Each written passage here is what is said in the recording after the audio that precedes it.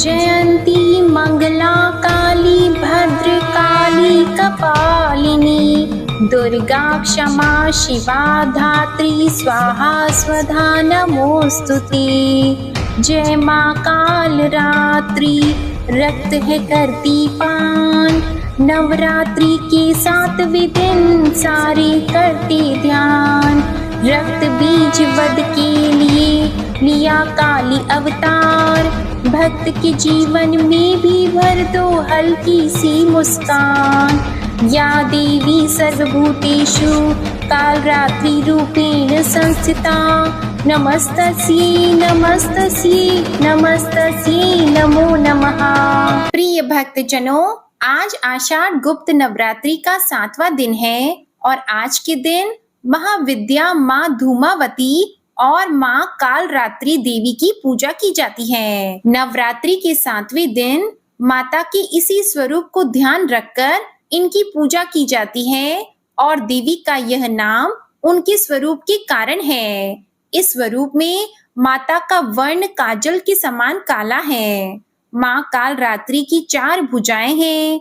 ऊपर की दाहिनी भुजा से माँ अपने भक्तों को वर प्रदान करती है और निचली दाई भुजा से अभय देती है, जबकि बाई भुजाओं में माँ कालरात्रि खड्ग और कटीला मूसल धारण करती है। इनके केश खुले रहते हैं और गले में विद्युत की माला शोभा पाती है, जिसकी चमक से ऐसा लगता है कि मानो बिजली चमक रही हो। क्रोध में माँ की नासिका से अग्नि धधकती रहती है और माता कालरात्रि का वाहन गर्दभ है। अब जानिए महाविद्या धूमावती के बारे में। माँ धूमावती की पूजा सुहागिन महिलाओं को नहीं करनी चाहिए। साथ ही इनकी पूजा में केवल माँ दुर्गा का ध्यान करके ही पूजा की जाती है। माँ धूमावती का कोई स्वामी नहीं है, इसलिए शास्त्रों के अनुसार यह विधवा माता मानी गई है। शास्त्र के अनुसार इनकी साधना करने से भक्तों के जीवन में निडरता और निश्चिंतता आती है, साथ ही आत्मबल का विकास भी हो जाता है। महाविद्या धूमावती अपने भक्तों के सभी रोग और कष्ट दूर करती है, उनके शत्रुओं का नाश करती है। अब सुनिए महाविद्या धूमावती के प्राकट्य की पहली कथा। कथा के अनुसार जब देवी सती ने पिता के यज्ञ में अपनी इच्छा से स्वयं को जलाकर भस्म कर दिया, तब उनके जलते हुए शरीर से जो धुआं निकला, उससे ही महाविद्या धूमावती का जन्म हुआ। इसलिए वे हमेशा उदास अवस्था में दिखाई देती है। यानी कि महाविद्या धूमावती धुएं के रूप में देवी सती का ही भौतिक स्वरूप है। दूसरी कथा के अनुसार जब एक बार देवी पार्वती भगवान शिव के साथ हिमालय पर्वत पर विचरण कर रही थी, तभी उन्हें बहुत जोरों की भूख लगी। तब भगवान शिव से उन्होंने कहा कि हे महादेव, मुझे भूख लगी है, कृपया मेरे लिए भोजन का प्रबंध कीजिए। किंतु देवी की बात को सुनकर भगवान शिव कहने लगे कि हे देवी, अभी भोजन का कोई प्रबंध नहीं हो सकता। महादेव की यह बात सुनकर देवी क्रोधित हो गईं और क्रोध के मारे कहने लगी, ठीक है, यदि आप मेरे लिए भोजन का प्रबंध नहीं कर सकते तो मैं तुम्हें ही खा जाती हूँ। और ऐसा कहते ही भगवान शिव को वे निगल गईं। अब भगवान शिव तो स्वयं इस जगत के परिपालक हैं, तब वे भी देवी की इस लीला में सम्मिलित हो गए। तब भगवान शिव ने उनसे अनुरोध किया कि हे देवी, कृपा मुझे बाहर निकालो। भगवान शिव के बार बार अनुरोध करने पर देवी ने उन्हें उगलकर बाहर निकाल दिया।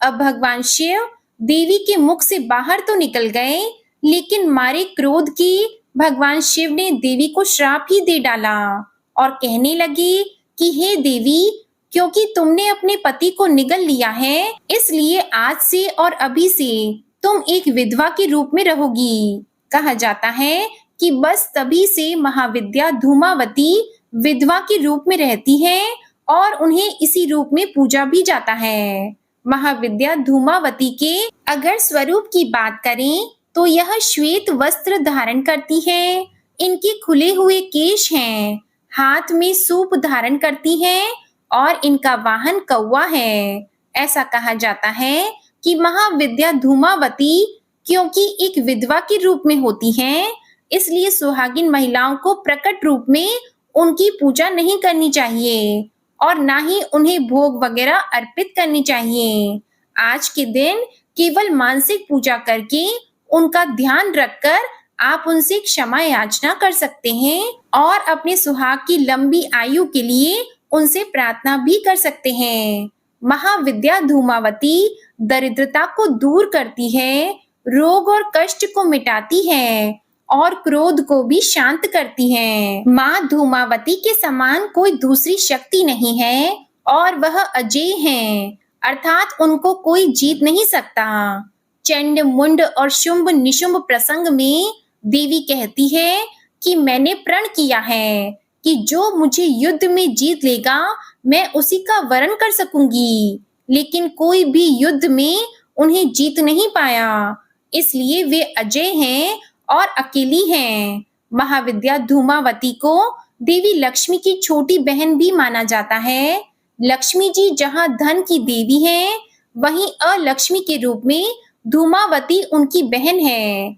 इसी कारण से यह भी माना जाता है कि दिवाली के दिन महाविद्या धूमावती प्रस्थान करती हैं और उनकी जगह पर देवी लक्ष्मी का आगमन होता है। देवी धूमावती अकेली, विरक्त और स्वयं नियंत्रित हैं। उनका कोई स्वामी नहीं है। वो जहाँ भी रहती है, जहाँ भी जाती है, अकेली ही जाती है। इसी तरह दरिद्रता भी अकेली ही रहती है, उसके साथ कोई नहीं रह सकता। इसलिए देवी के साथ भी यही है। अगर कोई भक्त सच्चे मन से उनका ध्यान करता है तो देवी उनके घर से दरिद्रता का नाश करती है और श्री लक्ष्मी जी का आह्वान करके उन्हें बुलाती है, जिसके फल स्वरूप भक्तों के घर में धन धान्य के भंडार भर जाते हैं। उनके घर में आर्थिक तंगी नहीं रहती। प्रेम से बोलिए माँ धूमावती की जय। जय माँ दुर्गा। ओम नमः शिवाय। प्रिय भक्त जनों, आइए अब सुनते हैं माता काल रात्रि की बड़ी ही दुर्लभ कथा। आप सभी भक्तजन इन कथाओं को बड़ी ही श्रद्धा और प्रसन्न चित्त मन से सुनिएगा। पौराणिक कथाओं के अनुसार शुंभ और निशुंभ और रक्त बीज नामक 3 दुष्ट दैत्य थे। इन तीनों ने मिलकर तीनों लोकों में हाहाकार मचा दिया था। समस्त प्राणियों और देवताओं के सामने जीवन संकट उत्पन्न हो गया था। इन दुष्ट दैत्यों के बल के आगे कोई भी अस्त्र शस्त्र टिक नहीं पा रहा था। अंत में परेशान होकर सभी देवतागण भगवान शिव के पास पहुँचे और उनसे समस्त प्राणियों और अपने प्राणों की रक्षा की गुहार लगाई। शिव जी ने देवताओं की व्यथा को समझते हुए उन्हें शीघ्र ही इस संकट से छुटकारा दिलाने एवं समस्त प्राणियों की सुरक्षा का वचन दिया।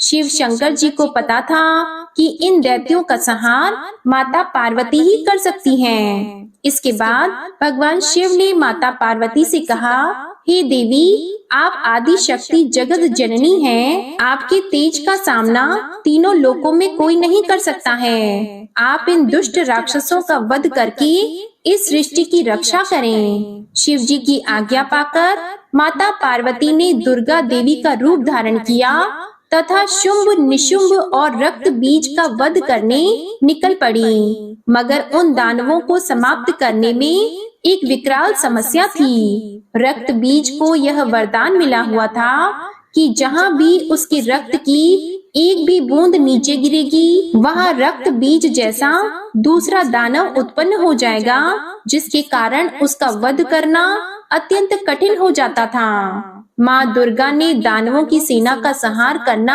आरंभ कर दिया और भीषण युद्ध हो रहा था। ऐसा लगता था जैसे पृथ्वी रक्त से लाल हो जाएगी। माँ दुर्गा अपने सिंह पर सवार होकर दानवों के खेमे में प्रलय मचा रही थी। उनका रुद्र रूप देखकर दानव भय से कांप रहे थे। चारों तरफ रक्त और लाशों का अंबार लग गया था।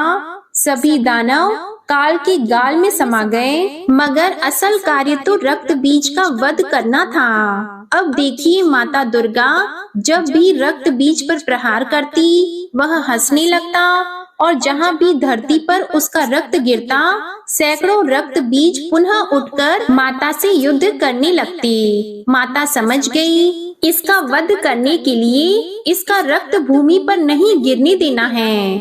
आदि शक्ति माता दुर्गा ने उसी क्षण अपने तेज से माता कालरात्रि को उत्पन्न किया और जैसे ही माँ दुर्गा ने रक्त बीज का सर काटा कालरात्रि ने उसका रक्त नीचे गिरने से पहले ही अपने मुंह में भर लिया और दूसरा रक्त बीज उत्पन्न ही नहीं हो सका। इस प्रकार माँ दुर्गा के स्वरूप कालरात्रि प्रकट हुई और रक्त बीज का वध हुआ। तभी से माता कालरात्रि देवी के 7वें स्वरूप के रूप में स्थापित हुई। प्रिय भक्तजनों, इस दिन जो भी साधक व्रत करता है और माता की कथा का श्रवण करता है, उनका पूजन करता है, उसके लिए ब्रह्मांड की समस्त सिद्धियों का द्वार खुलने लगता है। उसके समस्त पापों का और विघ्नों का नाश हो जाता है। उसे अभय पुण्य लोकों की प्राप्ति होती है। माँ कालरात्रि दुष्टों का विनाश करने वाली है। नवरात्रि के 7वें दिन माँ कालरात्रि की पूजा की जाती है। कालरात्रि देवी दुर्गा का ही एक रूप है जिसे दैत्य रक्त बीज के वध के लिए माता ने अपने तेज से उत्पन्न किया था। माँ दुर्गा की 7वीं शक्ति कालरात्रि के नाम से जानी जाती हैं। इनका शरीर का रंग काला है जो अंधकार का प्रतीक है। इनके बाल बिखरे हुए हैं जो इनकी उग्रता का प्रतीक है। इनके गले में बिजली की माला है जो इनकी शक्ति का प्रतीक है। इनकी 3 आंखें हैं जो इनके ज्ञान और दृष्टि का प्रतीक है। इनके नासिका के श्वास प्रश्वास से अग्नि की भयंकर ज्वालाएं निकलती रहती हैं। इनका वाहन दर्बग गधा है। ऊपर उठे हुए दाहिने हाथ की वर मुद्रा से सभी को आशीष प्रदान करती हैं। दाहिनी तरफ का नीचे वाला हाथ अभय मुद्रा में है। बाएं तरफ के ऊपर वाले हाथ में लोहे का कांटा तथा नीचे वाले हाथ में खड़क कटार है। माँ कालरात्रि का स्वरूप देखने में अत्यंत भयानक है, लेकिन यह सदैव शुभ फल ही देने वाली है। इसी कारण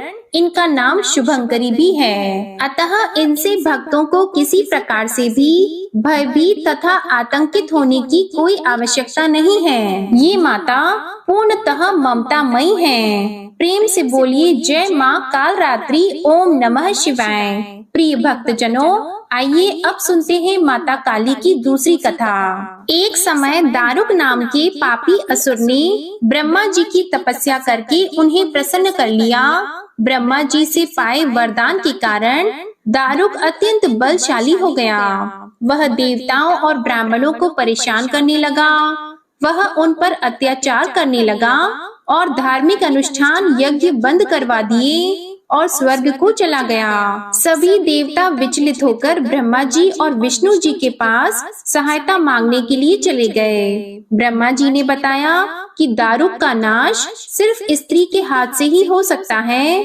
सभी बड़े बड़े देवता भी उससे युद्ध में हार चुके थे। अंत में अब निश्चय किया गया कि दारुक का वध भगवान शिव की पत्नी माता पार्वती करेंगी। भगवान शिव ने अपना नेत्र खोलकर भयानक और प्रचंड महाकाली को जन्म दिया। उनका शरीर काले रंग का था। माता काली के माथे पर तीसरा नेत्र और चंद्र रेखा थी। उनके हाथों में त्रिशूल और कई प्रकार के अस्त्र थे। महाकाली के प्रचंड रूप को देखकर थर थर कांपने लगे और वहां से भागने लगे। युद्ध में दारुक महाकाली से पराजित हुआ और इस तरह उस दुष्ट का अंत हुआ। महाकाली के भयानक रूप से चारों तरफ अग्नि की भयानक लपटें उत्पन्न हो गईं। महाकाली के क्रोध को भगवान शिव ही रोक सकते थे, इसलिए उन्होंने एक बालक का रूप लिया। भगवान शिव शमशान पहुँचे और वहाँ बालक के रूप में लेटकर रोने लगे। छोटे बालक को देखकर महाकाली का क्रोध शांत हो गया। उनके हृदय में ममता भावना जागृत हो गई। उन्होंने शिवजी रूपी छोटे बालक को उठाया और अपने स्तनों का दूध पिलाने लगी। इसलिए उन्हें कहते हैं शिवा धात्री। इस प्रकार से शिवजी ने उनके क्रोध को पी लिया। इस प्रकार महाकाली का भयानक और प्रचंड क्रोध शांत हुआ। इसके बाद महाकाली मूर्छित हो गईं। उन्हें होश में लाने के लिए भगवान शिव ने तांडव नृत्य किया।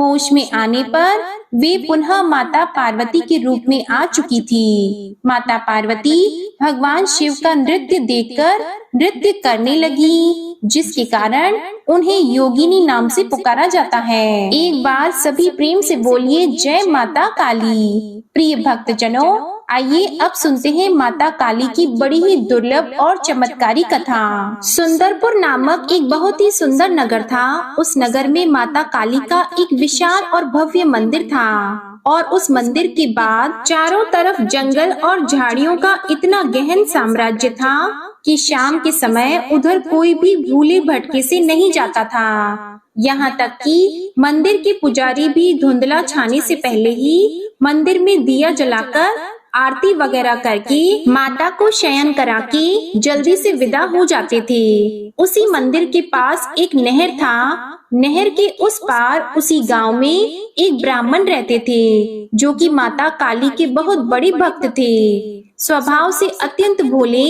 और कुल देवी माता काली के अनन्य भक्त थे।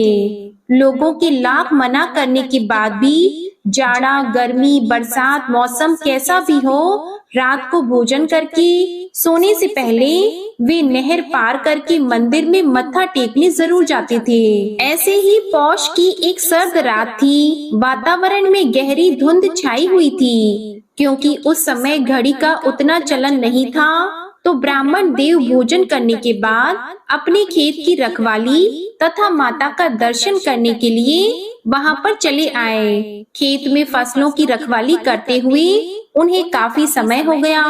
आसमान में कोहरे की वजह से चांद दिखाई नहीं दे रहा था, सो समय का ठीक ठीक अंदाजा नहीं लग पाया और शरीर पर कंबल डाले ब्राह्मण देव रोज की तरह मंदिर की ओर बढ़ चले। क्योंकि उस समय नहर में पानी घुटनों से ज्यादा नहीं था, तो पार करने में ज्यादा परेशानी नहीं हुई। जाड़े की उसी रात जब वह मंदिर के पास पहुँचे, दूर दूर तक सन्नाटा छाया हुआ था। एक पल तो उनका शरीर भय के मारे गनगना गया। उनकी आंखें मुंद गई। थोड़ी देर में उन्हें आभास हुआ कि उनके आसपास कई सारे लोगों का जमावड़ा हो चुका है, जो आहिस्ते आहिस्ते उन्हें अपने घेरे में लेने के लिए अपना घेरा तंग कर रहे हैं। ब्राह्मण देव ने कहा, हे माँ, क्या आज की रात तुम्हारे धाम पर ही मेरी जीवन लीला समाप्त हो जाएगी? उन्होंने मन ही मन माता से गुहार लगाई और तब उन्हें लगा कि वे दुष्ट आत्माएं बस उन्हें दबोचने ही वाली हैं। अचानक मंदिर के अंदर रखे हुए नगाड़े अनायास ही जोर जोर से बजने लगे। ब्राह्मण चौंक गए और सोचा कि रात के इस वक्त मंदिर में कौन बैठा है। नगाड़ा बजाने के लिए उन्होंने अपनी आंखें खोली। आसपास किसी का नामो निशान तक नहीं था। सहसा उनकी नजरें मंदिर के द्वार की ओर उठी। कपाट चौखट खुला हुआ था और उसमें से साक्षात माता काली बाहर आ रही थी। माता काली ने कहा, क्या रे ब्राह्मण, यही समय मिला तुझे मेरे पास आने का? जानता नहीं ये मेरे शयन का समय है। अभी मुझे थोड़ी सी ही देर हो जाती तो तू जिंदा नहीं रहता। फिर कल को लोग यही कहते कि माता काली का इतना बड़ा भक्त था और उन्हीं के धाम पर उसके प्राण न बच पाए। माता की बातें सुनकर ब्राह्मण ने कहा, माई, ये तो मेरे रोज का नियम है, आज कैसे तोड़ देता? ब्राह्मण माता को देखकर निहाल हो गए और उनके चरणों में लोटने पोटने लगे। माता ने कहा, पगली, रोज से आज ज्यादा देर हो गई है, अभी आधी रात का समय हो चला है। ब्राह्मण ने कहा, माई, गलती हो गई, मुझे समय का पता ही नहीं चला, पर क्या करूं, जब तक आपके दर्शन नहीं कर लेता मुझे संतोष ही नहीं मिलता। माता काली ने कहा, जानती हो पगले, इसलिए तो पहली बार किसी के सामने साक्षात आई हूँ, पर तू यह भी मूर्खता छोड़ दे आधी रात में इस तरह से मेरे दर्शन करने के लिए मत आया कर। तू मुझे अपने स्थान से ही याद कर लिया कर, मेरा ध्यान कर लिया कर, मैं तेरे पास चली आऊंगी। ब्राह्मण ने कहा, माता, यह तो मेरी भक्ति है। तो माता रानी ने उससे कहा, निसंदेह तुम्हारी भक्ति उत्कृष्ट है, इसीलिए तो कह रही हूँ। अब आज के बाद तुझे रात में यहाँ आने की कोई आवश्यकता नहीं। तू घर से ही मुझे प्रणाम कर लेना, मैं स्वीकार कर लूंगी। जब दर्शन का जी चाहे दिन में आ जाना। ब्राह्मण ने कहा, माई क्षमा करना, आपने मुझे साक्षात दर्शन दिए हैं, जीवन धन्य हो गया। अब आपको कष्ट देकर मुझे नरक में नहीं जाना, आप वापस मंदिर में जाइए, मैं स्वयं घर चला जाऊंगा। इस प्रकार से ब्राह्मण ने हाथ जोड़ते हुए विनती की और माता ने कहा, तू चुपचाप घर चल, मैं तुझे घर छोड़कर ही आऊंगी। फिर आगे आगे माता काली और पीछे पीछे ब्राह्मण देव दोनों नहर के पास पहुँचे ही थे कि ब्राह्मण का शरीर झंझना गया। सामने से सफेद धोती और खड़ाऊ पहने एक वृद्ध आदमी आ रहे थे। उन्होंने आगे बढ़कर माता देवी के चरण स्पर्श किए। फिर माता देवी ने सारी बातें बता दी। ब्राह्मण ने आगे बढ़कर वृद्ध के चरणों में माथा पटका। उसने कहा, हे देवता, आप कौन हैं? मैंने आपको पहचाना नहीं। बदले में जवाब माता रानी ने दिया, अरे यही तो तुम्हारे गांव के देवता हैं। कभी देखे नहीं तो पहचानोगे कैसे? रात की पहर जब मेरा शयन करने का समय होता है, यह पूरे गांव क्षेत्र का भ्रमण करते हैं ताकि कुछ अनिष्ट ना हो। ग्राम देवता मुस्कुराए और बोले, माई, अब आप अपने धाम पर जाइए, मैं इसे गांव छोड़कर आता हूँ। प्रिय भक्त जनों, ब्राह्मण का तो जैसे भाग्य ही उदय हो गया था। माता के चरणों में देर तक पड़े अश्रु बहाते रहे। फिर ग्राम देवता के साथ गांव के समीप आए। ग्राम देवता ने कहा, हे ब्राह्मण, अब तू घर जा, जब भी मन से याद करे हम लोग तुम्हारे पास होंगे, लेकिन अंधियारी रात में अपने प्राणों को संकट में डालकर हम लोगों के पास आने की गलती दोबारा मत करना। ब्राह्मण ने कहा, बाबा, जब आप और माता साथ में हैं तो मुझे क्या सोचना। इससे प्रसन्न होकर ग्राम देवता ने कहा, इसी निर्दोष विश्वास ने तो तुम्हारी रक्षा की है बच्चे, लेकिन इसका यह अर्थ नहीं कि तू अपने प्राण जानबूझकर संकट में डाले। मनुष्य को विधाता ने इसीलिए विवेकशील बनाया है ताकि वह ऊंच नीच का भेद कर सके। समय अनुकूल आचरण सबको करना चाहिए। तुम्हारी आस्था प्रशंसनीय है, इसलिए कहता हूँ, रात को या खराब मौसम में अपने घर से ही याद कर लेना हमें और माता काली को। बाकी जब भी जी चाहे चले आना। यह कहकर ग्राम देवता गांव की सीमा से लौट चले। उस घटना के बाद ब्राह्मण देवता की जीवन धारा ही बदल गई। माता काली और ग्राम देवता के आशीर्वाद से वह ब्राह्मण खुशहाल और धनवान हो गया। उसके घर उसके अनेक संतानों ने जन्म लिया और वह माता काली का अनन्य भक्त हो गया। ओम नमः शिवाय। जय माता काली। जय हो ग्राम देवता। प्रिय भक्त जनों, आइए अब सुनते हैं दुर्गा सप्तशती का अध्याय 6, धूम्रलोचन वध। महर्षि मेधा ने कहा, देवी की बात सुनकर दूत क्रोध में भरा हुआ वहां से असुरेंद्र के पास पहुंचा और सारा वृतांत उसे कह सुनाया। दूत की बात सुनकर असुरेंद्र के क्रोध का पारावर न रहा और उसने अपने सेनापति धूम्रलोचन से कहा, धूम्रलोचन, तुम अपनी सेना सहित शीघ्र वहां जाओ और उस दुष्टा के केशों को पकड़कर उसे घसीटते हुए यहाँ ले आओ। यदि उसकी रक्षा के लिए कोई दूसरा खड़ा हो, चाहे वह देवता, यक्ष अथवा गंधर्व ही क्यों न हो, उसको तुम अवश्य मार डालना। महर्षि मेधा ने कहा, शुंभ के इस प्रकार आज्ञा देने पर धूम्रलोचन 60,000 राक्षसों की सेना को साथ लेकर वहां पहुंचा और देवी को देख ललकार कर कहने लगा, अरे तू अभी शुंभ और निशुंभ के पास चल। यदि तू प्रसन्नता पूर्वक मेरे साथ न चलेगी तो मैं तेरे केशों को पकड़ घसीटता हुआ तुझे ले चलूंगा। तब देवी बोली, असुरेंद्र का भेजा हुआ तेरे जैसा बलवान यदि बल पूर्वक मुझे ले जाएगा तो ऐसी दशा में मैं तुम्हारा कर ही क्या सकती हूँ। महर्षि मेधा ने कहा, ऐसा कहने पर धूम्रलोचन उसकी ओर लपका, किंतु देवी ने उसे अपनी हुंकार से ही भस्म कर डाला। यह देखकर असुर सेना क्रोधित होकर देवी की ओर बढ़ी, परंतु अंबिका ने उन पर तीखे बाणों, शक्तियों तथा फरसों की वर्षा आरंभ कर दी। इतने में देवी का वाहन भी अपनी ग्रीवा के बालों को झटकता हुआ और बड़े भारी शब्द करता हुआ असुर सेना में कूद पड़ा। उसने कई असुर अपने पंजों से, कई अपने जबड़ों से और कई को धरती पर पटककर अपनी दाढ़ों से घायल करके मार डाला। उसने कई असुरों के अपने नख से पेट फाड़ डाले और कई असुरों का तो केवल थप्पड़ मारकर सिर धड़ से अलग कर दिया। कई असुरों की भुजाएं और सिर तोड़ डाले और गर्दन के बालों को हिलाते हुए उसने कई असुरों को पकड़कर उनके पेट फाड़कर उनका रक्त पी डाला। इस प्रकार देवी के उस महाबलवान सिंह ने क्षण भर में असुर सेना को समाप्त कर दिया। शुंभ ने जब यह सुना कि देवी ने धूम्रलोचन असुर को मार डाला है और उसके सिंह ने सारी सेना का संहार कर डाला है, तब उसको बड़ा क्रोध आया। उसके मारे क्रोध के होठ फड़कने लगे और उसने चंड तथा मुंड नामक महाअसुरों को आज्ञा दी, हे चंड, हे मुंड, तुम अपने साथ एक बड़ी सेना लेकर वहां जाओ और उस देवी के बाल पकड़कर उसे बांधकर तुरंत यहाँ ले आओ। यदि उसको यहाँ लाने में किसी प्रकार का संदेह हो तो अपनी सेना सहित उससे लड़ते हुए उसको मार डालो, और जब वह दुष्टा और उसका सिंह दोनों मारे जाएं, तब भी उसको बांधकर यहाँ ले आना। अध्याय 6 समाप्त। अध्याय 7 प्रारंभ। इस अध्याय में चंड और मुंड का वध। महर्षि मेधा ने कहा, दैत्यराज की आज्ञा पाकर चंड और मुंड चतुरंगिनी सेना को साथ लेकर हथियार उठाए हुए देवी से लड़ने के लिए चल दिए। हिमालय पर्वत पर पहुंचकर उन्होंने मुस्कुराती हुई देवी जो सिंह पर बैठी हुई थी उन्हें देखा।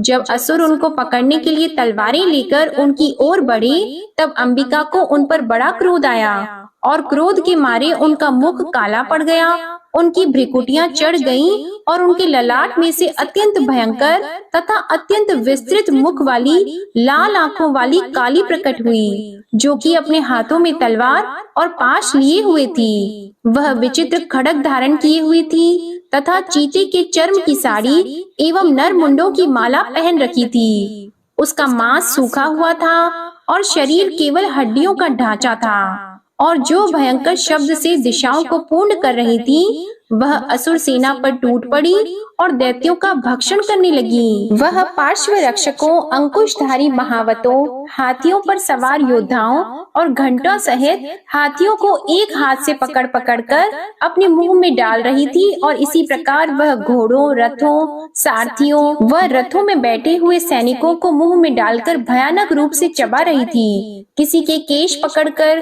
किसी को पैरों से दबाकर और किसी दैत्य को छाती से मसलकर मार रही थी। वह दैत्य के छोड़े हुए बड़े बड़े अस्त्र शस्त्रों को मुंह में पकड़कर और क्रोध में भर उनको दांतों में पीस रही थी। उसने कई बड़े बड़े असुर भक्षण कर डाले, कितनों को रौंद डाला और कितने उसके मारे मारे भाग गए। कितनों को उसने तलवार से मार डाला, कितनों को अपने दांतों से समाप्त कर दिया, और इस प्रकार से देवी ने क्षण भर में संपूर्ण दैत्य सेना को नष्ट कर दिया। यह देखकर महापराक्रमी चंड काली देवी की ओर लपका और मुंड ने भी देवी पर अपनी भयानक बाणों की वर्षा आरंभ कर दी और अपने हजारों चक्र उस पर छोड़े। उस समय वह चमकते हुए बाण और चक्र देवी के मुख में प्रविष्ट हुए इस प्रकार से दिख रहे थे जैसे मानो बहुत से सूर्य मेघों की घटा में प्रविष्ट हो रहे हों। इसके पश्चात भयंकर शब्द के साथ काली ने अत्यंत जोश में भरकर विकट अट्टहास किया। उसका भयंकर मुख देखा नहीं जाता था। उसके मुख से श्वेत दांतों की पंक्ति चमक रही थी। फिर उसने तलवार हाथ में लेकर हूँ शब्द कहकर चंड के ऊपर आक्रमण किया और उसके केश पकड़कर उसका सिर काटकर अलग कर दिया। चंड को मरा हुआ देखकर मुंड देवी की ओर लपका, परंतु देवी ने क्रोध में भरे उसे भी अपनी तलवार से यमलोक पहुंचा दिया। चंड और मुंड को मरा हुआ देखकर उसकी बाकी बची हुई सेना वहां से भाग गई। इसके पश्चात काली चंड और मुंड के कटे हुए सिरों को लेकर चंडिका के पास गई और प्रचंड अट्टहास के साथ कहने लगी, हे देवी, चंड और मुंड दो महादैत्यों को मारकर तुम्हें भेंट कर दिया है। अब शुंभ और निशुंभ का वध तुमको स्वयं करना है। महर्षि मेधा ने कहा, वहाँ लाए हुए चंड और मुंड के सिरों को देखकर कल्याणकाई चंडी ने काली से मधुर वाणी में कहा, हे देवी, तुम चूंकि चंड और मुंड को मेरे पास लेकर आई हो, अतः संसार में चामुंडा के नाम से तुम्हारी ख्याति होगी। अध्याय 7 समाप्त। अध्याय 8 प्रारंभ। इस अध्याय में रक्त बीज वध का वर्णन। महर्षि मेधा ने कहा, चंड और मुंड नामक असुरों के मारे जाने से और बहुत सी सेना के नष्ट हो जाने से असुरों के राजा प्रतापी शंभु ने क्रोध युक्त होकर अपनी संपूर्ण सेना को युद्ध के लिए तैयार होने की आज्ञा दी। उसने कहा, अब उदायुध नामक 86 असुर सेनापति अपनी सेनाओं के साथ युद्ध के लिए जाएं और कंबू नामक 84 सेनापति भी युद्ध के लिए जाएं और कोटि वीर्य नामक 50 सेनापति और धौम्रकुल नाम के 100 सेनापति प्रस्थान करें। कालक, दोहद, मौर्य और कालके यह दैत्य भी मेरी आज्ञा से सजकर युद्ध के लिए कूच करें। भयानक शासन करने वाला असुरों का स्वामी शुंभ इस प्रकार आज्ञा देकर बहुत बड़ी सेना के साथ युद्ध के लिए चला। उसकी सेना को अपनी ओर आता देखकर चंडिका ने अपनी धनुष की टंकोर से पृथ्वी और आकाश के बीच का भाग गुंजा दिया। हे राजन, इसके पश्चात देवी के सिंह ने दहाड़ना आरंभ कर दिया और अंबिका के घंटे के शब्दों ने उस ध्वनि को और भी बढ़ा दिया। धनुष की टंकार, शेर की दहाड़ और घंटे के शब्द से पृथ्वी और आकाश के बीच का भाग गूंज उठा और इसके साथ ही देवी ने अपने मुख को और भी भयानक बना लिया। ऐसे भयंकर शब्द को सुनकर राक्षसी सेना ने देवी तथा सिंह को चारों ओर से घेर लिया। हे राजन, उस समय दैत्यों के नाश के लिए और देवताओं के हित के लिए ब्रह्मा, शिव, कार्तिकेय, विष्णु तथा इंद्र आदि देवों की शक्तियाँ जो अत्यंत पराक्रम और बल से संपन्न थीं, उनके शरीर से निकलकर उसी रूप में चंडिका देवी के पास गईं। जिस देवी का जैसा रूप था, जैसे आभूषण थे और जैसा वाहन था, वैसा ही रूप, आभूषण और वाहन लेकर उन देवताओं की शक्तियाँ दैत्यों से युद्ध करने के लिए आईं। हंस युक्त विमान में बैठकर और रुद्राक्ष की माला तथा कमंडलू धारण करके ब्रह्मा जी की शक्ति आईं। वृषभ पर सवार होकर, हाथ में त्रिशूल लेकर, महानाग का कंकण पहनकर और चंद्र रेखा से भूषित होकर भगवान शंकर की शक्ति माहेश्वरी आईं और मोर पर आरूढ़ होकर हाथ में शक्ति लिए दैत्यों से युद्ध करने के लिए कार्तिकेय जी की शक्ति उन्हीं का रूप धारण करके आई। भगवान विष्णु की शक्ति गरुड़ पर सवार होकर शंख, चक्र, श्रांग, गदा, धनुष तथा खड्ग हाथ में लिए हुए आई। श्री हरि की शक्ति वाराही, वराह का शरीर धारण करके आई और नरसिंह के समान शरीर धारण करके उनकी शक्ति नारसिंगी भी आई। उसकी गर्दन के झटकों से आकाश के तारे टूट पड़ते थे और इसी प्रकार देवराज इंद्र की शक्ति ऐन्द्री भी ऐरावत के ऊपर सवार होकर आई। इसके पश्चात इन देव शक्तियों से घिरे हुए भगवान शंकर ने चंडिका से कहा, मेरी प्रसन्नता के लिए तुम शीघ्र ही इन असुरों को मारो। इसके पश्चात देवी के शरीर में से अत्यंत उग्र रूप वाली और सैकड़ों गीदड़ियों के समान आवाज करने वाली चंडिका शक्ति प्रकट हुई। उस अपराजिता देवी ने धूमिल जटा वाले भगवान श्री शंकर जी से कहा, हे प्रभु, आप मेरी ओर से दूत बनकर शुंभ और निशुंभ के पास जाइए और उन अत्यंत गर्वीले दैत्यों से कहिए तथा उनके अतिरिक्त और भी जो दैत्य वहाँ युद्ध के लिए उपस्थित हो, उनसे भी कहिए, जो तुम्हें अपने जीवित रहने की इच्छा हो तो त्रिलोकी का राज्य इंद्र को दे दो। देवताओं को उनका यज्ञ भाग मिलना आरंभ हो जाए और तुम पाताल को लौट जाओ। किंतु यदि बल के गर्व से तुम्हारी लड़ने की इच्छा हो तो फिर आ जाओ। तुम्हारे मांस से मेरी योगिनियां तृप्त होंगी, क्योंकि उस देवी ने भगवान शंकर को दूत के कार्य में नियुक्त किया था, इसलिए वह संसार में शिवदूती के नाम से विख्यात हुई। भगवान शंकर से देवी का संदेश पाकर उन दैत्यों के क्रोध का कोई आर पार न रहा। और वह जिस स्थान पर देवी विराजमान थी वहां पहुँचे और जाने के साथ ही उस पर बाणों और शक्तियों की वर्षा करने लगे। देवी ने उनके फेंके हुए बाणों, शक्तियों, त्रिशूल और फरसों को अपने बाणों से काट डाला और काली देवी उस देवी के साथ आगे खड़ी होकर शत्रुओं को त्रिशूल से विदीर्ण करने लगी और खड़वांग से कुचलने लगी। ब्राह्मणी जिस तरफ दौड़ी थी उसी तरफ अपने कमंडलू का जल छिड़ककर दैत्यों के बल को नष्ट कर देती थी और इसी प्रकार माहेश्वरी त्रिशूल से, वैष्णवी चक्र से और अत्यंत कोप वाली कौमारी शक्ति द्वारा असुरों को मार रही थी। और ऐन्द्री के बाजू के प्रहार से सैकड़ों दैत्य रक्त की नदियां बहाते हुए पृथ्वी पर सो गए। वाराही ने कितने ही राक्षसों को अपनी थूथन द्वारा मृत्यु के घाट उतार दिया। दाढ़ों के अग्रभाग से कितने ही राक्षसों की छाती को चीर डाला और चक्र की चोट से कितनों को ही विदीर्ण करके धरती पर डाल दिया। बड़े बड़े राक्षसों को नारसिंही अपने नखों से विदीर्ण करके भक्षण कर रही थी और सिंहनाद से चारों दिशाओं को गुंजाती हुई रणभूमि में विचर रही थी। शिवदूती के प्रचंड अट्टहास से कितने ही दैत्य भयभीत होकर पृथ्वी पर गिर पड़े और उनके गिरते ही वह उनको भक्षण कर गयीं। इस तरह क्रोध में भरे हुए मात्र गणों द्वारा नाना प्रकार के उपायों से बड़े बड़े असुरों को मरते हुए देखकर राक्षसी सेना भाग खड़ी हुई और उनको इस प्रकार भागता देखकर रक्त बीज नामक महापराक्रमी राक्षस क्रोध में भरकर युद्ध के लिए आगे आया। उसके शरीर से रक्त की बूंदें पृथ्वी पर जैसे ही गिरती थी, तुरंत वैसे ही शरीर वाला तथा वैसे ही बलवान दैत्य पृथ्वी से उत्पन्न हो जाता था। रक्त बीज गदा हाथ में लेकर ऐन्द्री के साथ युद्ध करने लगा।